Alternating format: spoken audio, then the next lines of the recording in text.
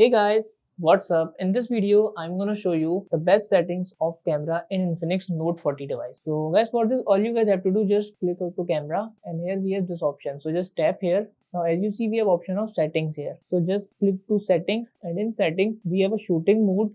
We can shoot by a voice, we can shoot by a touch. Like if you want to shoot, we can say capture, shoot or cheese, so that the picture will be captured. We can also use touch shooting method. After that we have set volume button as shutter or zoom. If you want to zoom, you can set the volume button as zoom, so that if I press the volume button, it will be zoom. Now go back and we have many more options here. Like we can set timers, we have HDR here, we can use watermark, and we can also customize the watermark by date, location. And if you're talking about camera mode, so we have film here, video, AI, portrait, super night, and in more we have slow motion, time lapse, dual video, short video, sky shot, pro, panorama, documents, AR space, and super night. So these are the best settings for Infinix Note 40 device. So that's it about the video. If this video helped you guys, kindly like the video and follow us for more tips and tricks. See you guys in next video. Take care.